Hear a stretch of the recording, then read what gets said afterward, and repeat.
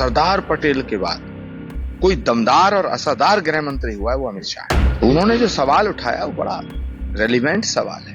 उसका जवाब राहुल गांधी को भी देना चाहिए, उद्धव ठाकरे को भी देना चाहिए, और उसका जवाब ये तमाम इंडिया गठबंधन का जो कुनबा इस सबको देना चाहिए। उस वीर सावरकर का अपमान कदम कदम पर राहुल गांधी करते हैं। राहुल गांधी और उनके तमाम ये चंगू मंगू की टोली, ये उनको कायर कहते हैं, गद्दार कहते हैं, अंग्रेजों का पिट्ठू कहते हैं। उद्धव ठाकरे जी को ये साफ करना पड़ेगा कि वो वीर सावर को कायर बताने वालों के साथ खड़े हैं या सावरकर जी को वीर बताने वालों के साथ। ये फैसला करना पड़ेगा। तो उद्धव ठाकरे जी से मैं पूछना चाहता हूं कि वो राहुल गांधी जी से पूछें कि सावरकर वीर थे या गद्दार थे। चढ़ गुंडों की छाती पे मोहर लगाओ हाथी पे। सरदार पटेल के बाद अमित शाह पहले ऐसे गृह मंत्री हैं जो असरदार है, यानी कि सरदार के बाद कोई असरदार गृह मंत्री अगर भारत को मिला तो अमित शाह है। और जो अमित शाह जी ने बोला है वो बात भी दमदार है, वो असरदार है। और ये बात सच है कि नरेंद्र मोदी जी के नेतृत्व में 370 के हटाने का फैसला नहीं हो सकता था। राम मंदिर बनने का फैसला, कल्की धाम का शिलान्यास, 3 तलाक हटाने का फैसला, ये सब भारत के यशस्वी प्रधानमंत्री नरेंद्र मोदी जी के आशीर्वाद से हुआ, उनके नेतृत्व में हुआ। लेकिन 370 को हटाने के फैसले में जो भूमिका, महत्वपूर्ण भूमिका अमित शाह जी ने निभाई है, इसलिए मैं कहना चाहता हूं कि सरदार पटेल के बाद कोई दमदार और असरदार गृह मंत्री हुआ है वो अमित शाह है। तो उन्होंने जो सवाल उठाया वो बड़ा रेलिवेंट सवाल है।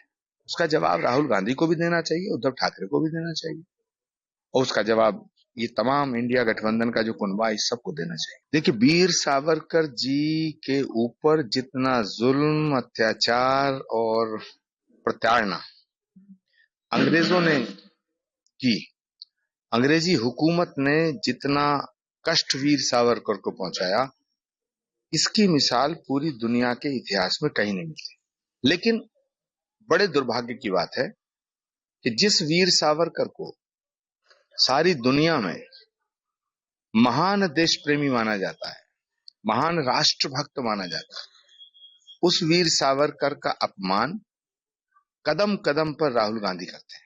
राहुल गांधी और उनके तमाम ये चंगू मंगू की टोली, ये उनको कायर कहते हैं, गद्दार कहते हैं, अंग्रेजों का पिट्ठू कहते हैं। अगर वो अंग्रेजों के पिट्ठू होते तो अंग्रेजी हुकूमत उन पर जुल्म क्यों करती?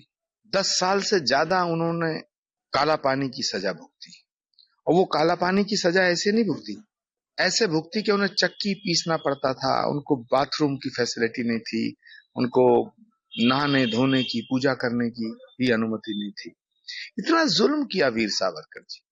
वीर सावरकर को इतनी गाली राहुल गांधी देते हैं, तो उद्धव ठाकरे जी को ये फैसला करना पड़ेगा, उद्धव ठाकरे जी को ये साफ करना पड़ेगा कि वो वीर सावर को कायर बताने वालों के साथ खड़े हैं या सावरकर जी को वीर बताने वालों के साथ। ये फैसला करना पड़ेगा। ये महाराष्ट्र की जनता के लिए बहुत बड़ा प्रश्न है, और ये सवाल सबके जहन में गूंज रहा है।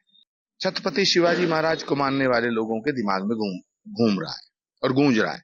तो उद्धव ठाकरे जी से मैं पूछना चाहता हूं कि वो राहुल गांधी जी से पूछें कि सावरकर वीर थे या गद्दार थे। अपराधी। देखिए, योगी आदित्यनाथ जी ने पीडीए की फुल फॉर्म आज बताई है, प्रोडक्शन हाउस ऑफ दंगा एंड अपराधी। ये योगी आदित्यनाथ जी ने आज बताई है 2024 में। बहन मायावती तो 15 साल पहले कह चुकी थी कि समाजवादी पार्टी गुंडों की जमात है।